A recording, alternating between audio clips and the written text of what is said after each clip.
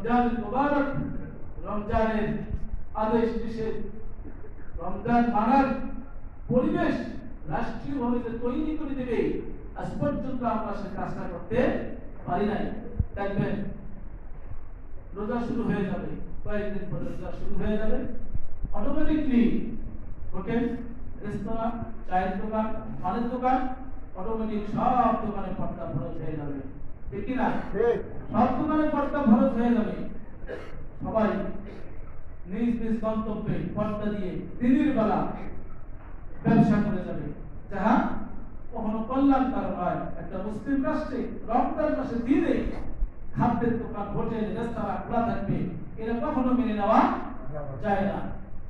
কিন্তু আজকে সেটা এক শ্রেণীর মুনাফিক বেঈমান মার্কা মুসলমান কারণে থাকার কারণে আজকে এটা সম্ভব হয়ে যাচ্ছে।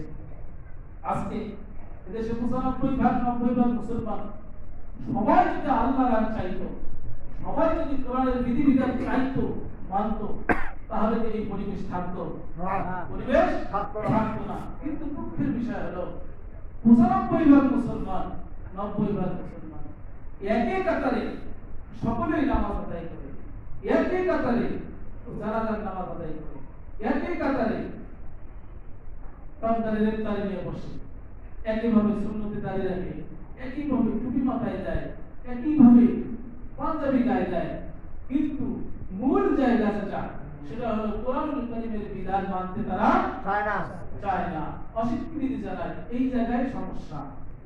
কিন্তু দেখবেন সব ক্ষেত্রে, সব জায়গায় সমানভাবে তাদের কি উপস্থিতি, সমানভাবে উপস্থিতি। দুঃখের জায়গায় আরো মানে তো না, আবার কি করে বিরোধিতা করে, মানে না আবার কি করে বিরোধিতা করে। আছে কিনা এরকম মানুষ সমাজে? মানে তো না আবার বিরোধিতা করে। এই কোরআনুল কারীমের বিধিবিধান বাস্তবায়ন করা, রাষ্ট্রীয়ভাবে রমজানকে মর্যাদা দেওয়া, এটা কি এখন কোন ব্যক্তির কাজ, এখন কোন দলের কাজ, এখন কোন গোষ্ঠীর কাজ? সমানভাবে আল্লাহ পাক সকলের উপরে সমানভাবে কি দিয়েছে, সমানভাবে দায়িত্ব দিয়েছে। যারা মুসলমান হিসেবে নিজেকে দাবিতে পরিচয় দেবে, যারা নিজেকে মুসলমান হিসেবে পরিচয় দেবে, তাদের উপরেই এই কোরআনের বিধিবিধান বাস্তবায়ন করার হক আছে না নাই? আছে না নাই? আজকে তারা এই কোরআনের দাবিকে বৃদ্ধাঙ্গুলি দেখিয়ে নিজের স্বার্থকে প্রতিষ্ঠিত করার জন্য, কোরআনের দাবিকে জলাঞ্জলি দিয়ে নিজের স্বার্থ হাসিলের জন্য আজকে কোরআনের সঙ্গে তারা মুনাফিকি করছে, ঠিক কিনা? কোরআনের সঙ্গে তারা বেঈমানি করছে।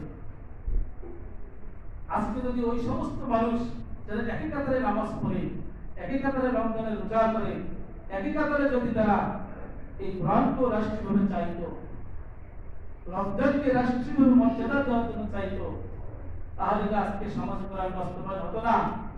অবশ্যই কোরআন সমাজে বাস্তবায়ন হতো। কিন্তু সমস্যা হলো তারা তো মানেই না, আবার বিরোধিতা করে। কিন্তু আবার কথা হলো যে আপনারা যতই বিরোধিতা করেন, যতই আপনাদের গাদ্দার হোক না কেন, যতই সমস্যা হোক না কেন, আজকে আলহামদুলিল্লাহ বাংলাদেশে কোরআনের একটা সুন্দর পরিবেশ তৈরি হয়েছে। সুবহানাল্লাহ।